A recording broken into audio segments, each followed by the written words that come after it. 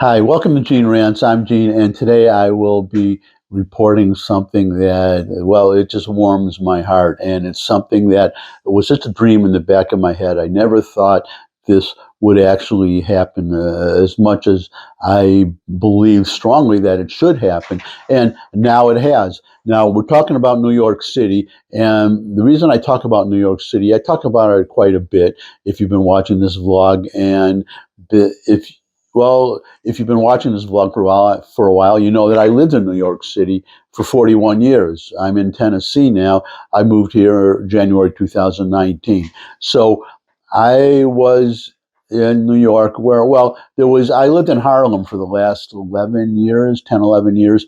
So there, I mean, people in Harlem, everybody I met was wonderful, but there is crime in Harlem, and somebody was shot right across the street from me when I moved in. Somebody was shot right on the doorstep of my apartment building, which I didn't know shortly before I moved in. There's a funny story about that in a way, but I won't take time with that today. If you request it, I'll talk about it sometime in the future. It's kind of amusing, but anyways. Uh, it always bothered me that I could not buy a gun, carry a gun to protect myself. Now, you can buy, or you could get a gun, but a pistol. Well, I actually had a rifle permit, but for that, I had to get a permit and get fingerprinted just to be able to buy a rifle.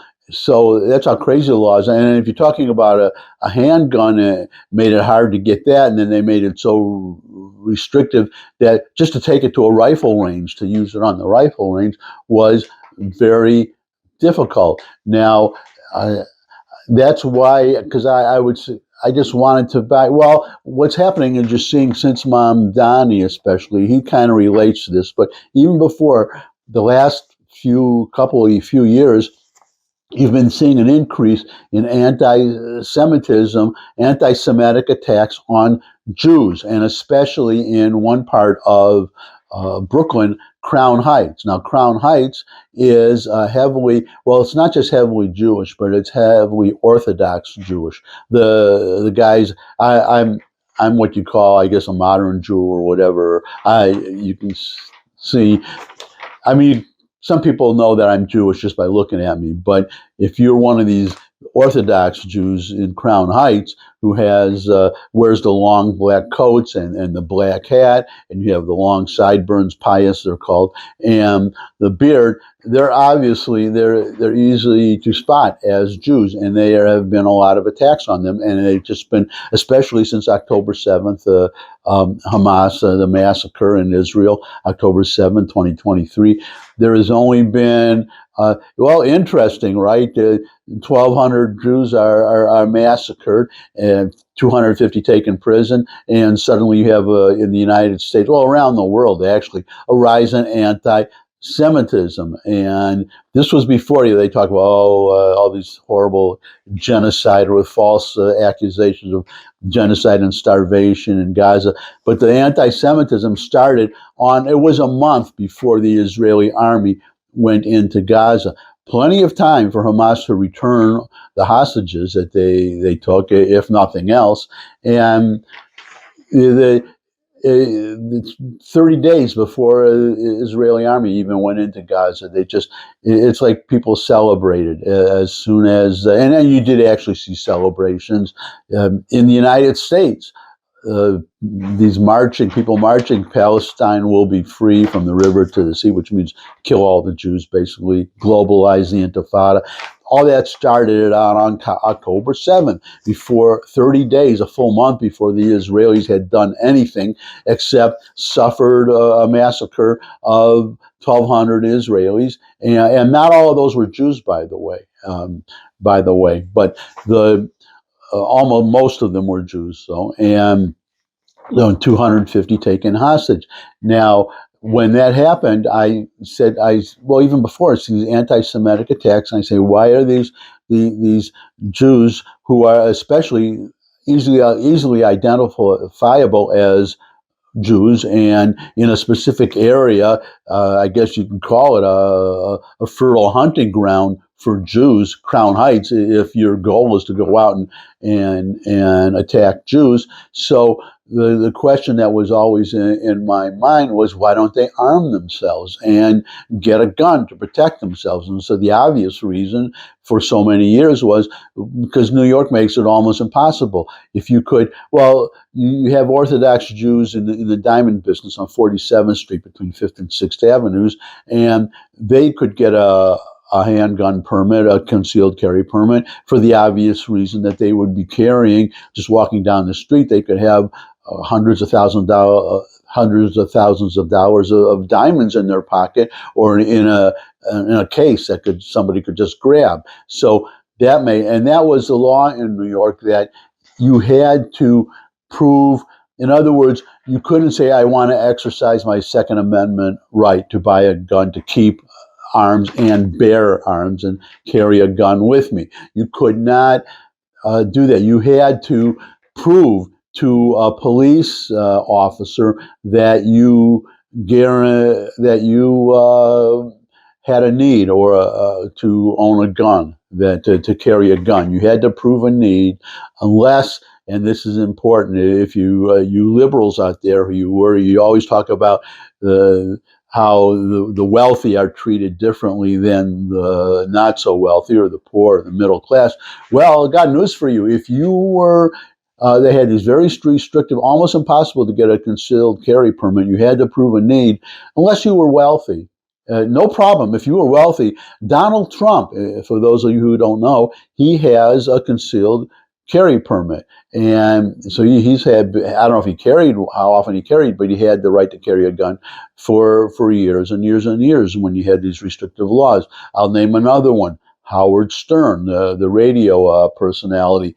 He has a concealed carry permit. He's had it for years. And so that was one reason why they didn't arm themselves, why I couldn't arm myself. I was living in Harlem, for Pete's sake.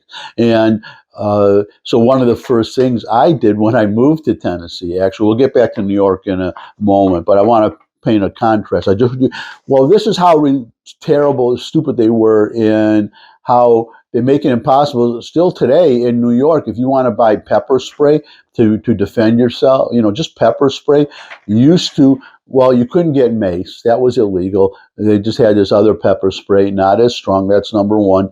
And number two, though, you can go into, when I go to visit New York, and when I go to visit New York, one of my plans, when I go there once or twice a year, is would be to go to Home Depot and buy some pepper spray, at least, and carry it with me, and then I would have to toss it out when I go back because obviously I couldn't take it on the plane, so I'd have to throw it out. Now that it's even more restrictive for pepper spray, there's only like 5 places that have a special license in New York City where you can buy pepper spray, and I doubt if it's mace, the good stuff. That's how restrictive it is. And give you another example how restrictive it is. I had to go to the courthouse down 60 Center Street to get I was a real estate broker, to get I think I had to register. I wanted to register as a DBA, doing business as, so I could get checks written to, not me personally, but to Gene Schwimmer Real Estate. So I went down there, and in the entrance, so they have the metal detectors and all that. And so you turn over if you have anything that could be a weapon. If you had a gun, obviously you had to turn over. You sign something, you get it when you come out. So I had a little thing of pepper spray, and I had a pen knife, just like your average little, like a Boy Scout knife or something.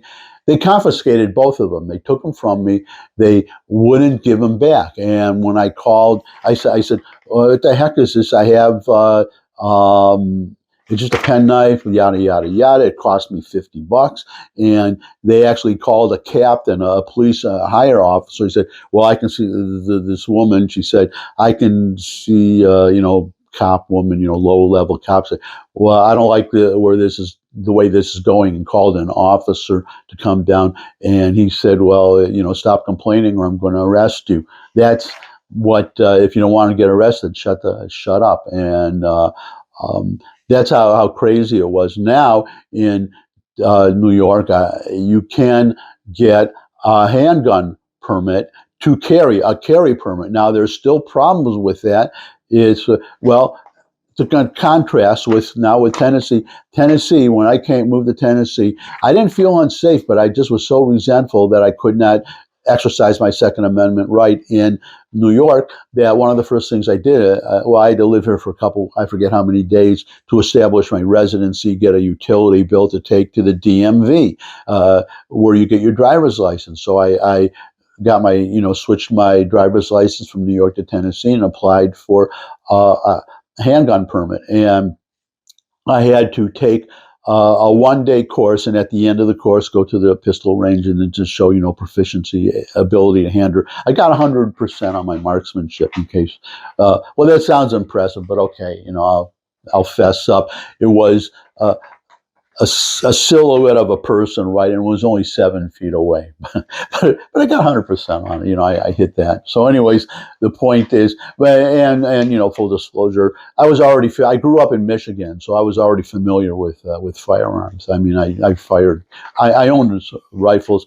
My hobby, if you ever want an interesting hobby, black powder shooting, muzzleloader, where you old-fashioned flintlock, you pour the powder down the front of the barrel, stuff in the bullet, and then prime the pan and pull it back, and then fire. And I used to enjoy. You'd have these guys out there. It would be a 100-yard target, and you'd have these guys with their telescopic sights, firing these targets. And here with my iron sights on a 18th century gun and hitting a circle, like 2-inch circle at 100 yards. And I impressed a few people with that. I didn't do that every time, but when I did, I impressed a few people. Anyways, getting back to Tennessee, I took the 1-day course. I got the gun, and now Tennessee is what they call a constitutional carry state. You don't need any license at all to buy a gun or to carry it. Just walk in, buy your gun. They won't let you load it in the store, but as soon as you get out of the store, load it up, stick it in your pocket, and you're good to go. Or a holster, whatever you want to do. So there you go. In Tennessee, in New York, now getting to New York, so now they make it very hard still. It takes you 6 months to get a concealed carry permit, and you have to take I forget how long the course is, but it's more than a day. And then you have to go and spend 2 hours at a pistol range, showing that you're learning how to operate the gun and demonstrating proficiency. And newsflash for all you people: you buy a gun, it comes with instructions and big, at least my gun, big red warning labels, safety labels on every page. But you load it, you point it, you pull the trigger. That's basically it. Okay, so I just gave you a full course in gun operation and gun safety. Don't point a gun at anything you don't intend to shoot. Okay, that's it. Least of all yourself when you're loading the darn thing. And okay, so anyways, so New York, now they make you go through, and there's something I'm waiting for. This is one dream that hasn't been fulfilled yet, which is to have somebody bring a case to the Supreme Court. Well, first of all, one thing that New York tried to do when they were forced by a Supreme Court decision, the Bruen decision, to start issuing concealed carry license as of a right. You didn't have to prove anymore that you deserve to have one, but then they wanted to make it impossible for you to carry it. So, for instance, they had a law that you could only carry the gun into a business like a Starbucks or something if there was a sign in the window, on the entrance, saying that we allow guns into the store. Unless, in other words, every store would have to have a sign saying that you're welcome, you can come in with a firearm. So that got reversed, and it's the other. And it's this way in Tennessee, by the way, where you can put up a sign and say no firearms. So there are places. Trader Joe's doesn't have a sign, so I wear my gun if I go into a Trader Joe's.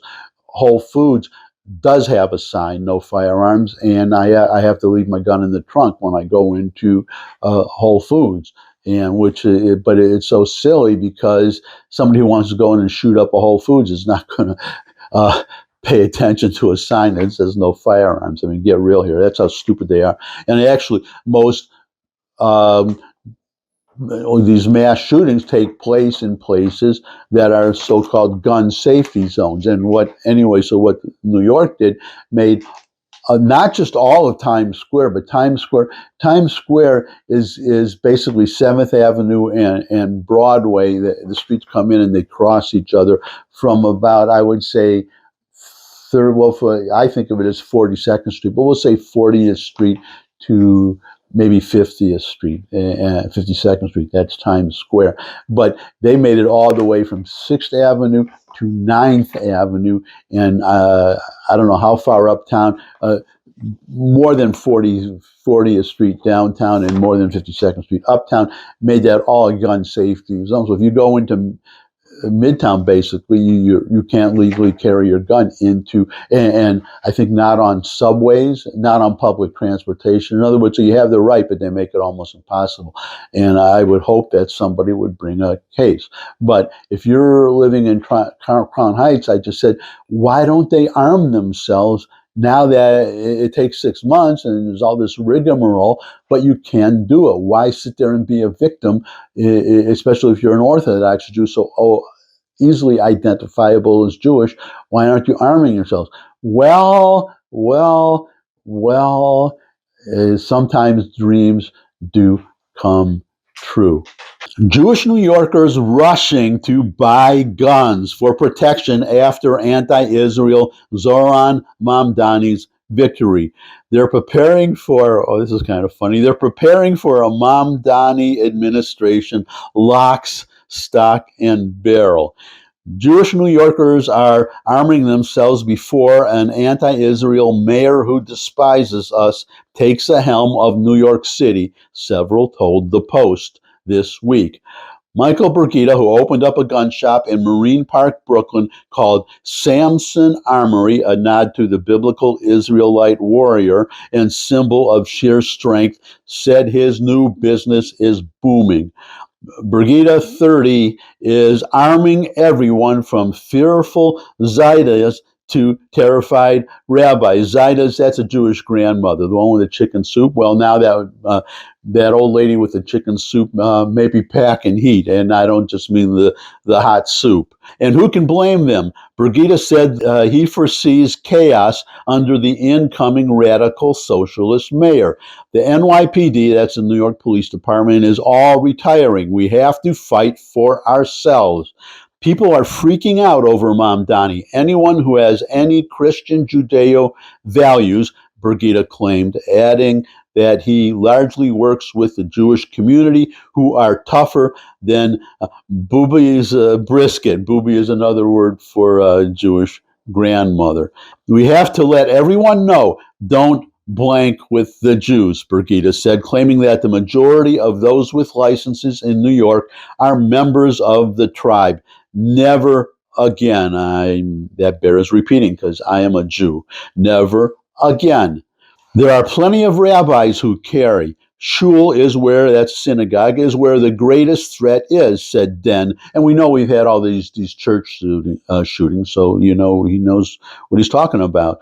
People are beginning to wake up and are now realizing they have to defend themselves and not rely on the cavalry to come save them. And I would just add that applies to you Christians too. We are Jewish and we will protect ourselves even if the mayor despises us, said an Israeli native, mother of 4, who decided on a bulletproof plan to get a gun license the morning after the election. We will have a say in our protection and not have to rely on others. To which I say, amen, or as in Hebrew, amen. God bless these people, and I can make a prediction here. Well, hopefully it never comes to one of these, a Jew having to use a gun to defend themselves. Hopefully it never gets to that point, that no Jew is attacked anymore. My big hope is that if enough Jews arm themselves and that becomes the rule, if it becomes common knowledge that every Jew is armed, then I think you're going to see a decrease, a marked decrease in attacks on Jews. And I think, well, I have to say this as as reporting facts, or what I believe to be the facts or the probabilities. As I said, I hope it never happens, uh, never gets to the point where a Jew has to defend themselves. But if it ever does, the first time you have an example of a Jew defending himself with a firearm, uh, then I think you're going to see a marked, as I said, decrease, a big decline in attacks on Jews. And I would just, one counter argument I can kind of anticipate is somebody saying, well, the people who want to attack Jews, they won't come up and sucker punch them anymore. They'll get guns and shoot them. And I say, well, do you really want to risk your life? Yeah, maybe you can go out and shoot a Jew, but you may that Jew may shoot you. You never, is it worth your life, to put it that way? And that's what it boils down to. I mean, I have on my house, I hope I never have to shoot anybody. I carry, but you look at the on my house, there's a sign, and it says that the owner of this house, I don't remember exactly, but it says the owner of the house is armed. There is nothing in here that is worth your life. Nothing in here is worth your life, and that's the same thing.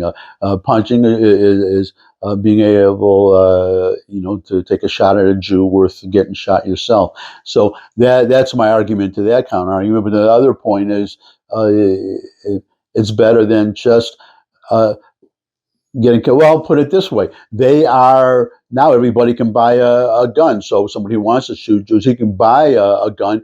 And if you're unarmed yourself, why do you want to be unarmed yourself and have no chance? So that's the other counter argument. So my advice is exercise your Second Amendment right. As they say, an armed society is a polite society. And I will just end with this little recommendation, because I've mentioned a couple times that I have a gun and I carry it, and just a little recommendation, and it is this. That's the Ruger LCP. My model is the LCP2. That is the one I own. I am very happy with it. Because, well, that it's very compact. I mean, it's small enough to stick in your pocket, and what you call pocket carry. I mean, there are holsters that go in your pocket. Now, when I bought mine, I have the LCP2. There are only a couple models. I'm putting a link in the description to the Ruger website page. There are now several models. Now, you can get, mine's a 380, and that's good, and 380 caliber semi-auto, but there are other ones. I have another one. I have a Springfield. It's a larger one, and I keep it in. That's by my bed in a gun safe. And that's another thing I would recommend. Get a gun safe, and you can put the gun in there, and you just punch. Well, they have biometric ones that you can just put your finger on it, and they also even that one has a little combination. So it's like punch 4 numbers, the thing pops open, and then you have a loaded gun if somebody invades your home. That one is but if you're for me, I mean, the way I'm dressed, I just tried concealed carry a number of ways, and sticking in my pocket turned out to be the best thing. I mean, I tried, because there are guys that they carry with holsters, but they wear, they have their shirts out hanging down to conceal the gun. And I'm vain. I like to tuck my shirt in, and they have what they call tuckable holsters, but I didn't find them very comfortable. But if you're one of these, you saw a Dirty Harry or whatever, I wouldn't recommend a revolver. It has only 6 shots, but you buy that one. If you're one of these Jews with the long coats, I mean, you can have a shoulder holster, and you can carry a more a full size gun. Now, the only thing I would add is that the people, because you have the liberals, they always make this argument that you can, somebody's going to get angry and just shoot somebody, and the city's going to turn into Dodge City. Actually, the statistics prove. I actually had an article, a letter published in the New York Times a long time ago, saying that no, the actual statistics are, in those days, were only a few states made it. You could get a concealed carry license. One was, there was Florida and Texas. And I said, no, the statistics show that legal gun owners are less criminal prone, we'll say, less violence, less the statistics of people being shot by, except for a criminal, of an innocent person being shot by a legal permit holder is lower than, well, in some areas, even lower than your chances of getting shot by, of an innocent person getting shot by a police officer. So there you go. That's that argument. But the other thing to point out is that guns save a lot more lives than they take. And often it's just by showing the gun. Some guy wants to punch out a Jew, show him the gun. And I guarantee that that's going to discourage them right there. So that's the let me see if I can also fill in something else. Oh, and there's just the knowledge that Jews there's a good chance, if you know that, especially if you know that the chances are over 50% that Jew that you want to attack is armed, then those are going to go down. But I would also say, you Christians, you might want to pay attention to that too. Or, I mean, Muslims, you have a right to buy a gun too. Use it lawfully. But that's I guess I'll just end on this. I'm just going on too long with this. I can just feel this already, but I really feel strongly about this, about Jews defending themselves, and well, because I am one, but also. Well, we'll just leave it at that. It's just a dream that I had in New York, and I'm just, I was happy. I just said, why don't they go out and buy a gun? And now I see this article that they're doing it, that they're actually going out and doing it. It's just this one story in the New York Post, but you have a lot of stories like this. I hope some. Maybe CBS, now that Barry Weiss is running it, would do a story on this, on Jews protecting themselves, and just only good could come from it, put it that way. And I guess that's it for today. Your comments welcome, especially if you live in New York. If you're a Jew who lives in New York, especially love to hear your comments. Share this video with anyone you think would benefit from it. If you could subscribe, that would really be great. Share this video. I already said share with anyone you can benefit from it. It bears repeating. Subscribe. But most of all, come back and see me again. Love to see all of you again. And until I do see all of you again, bye.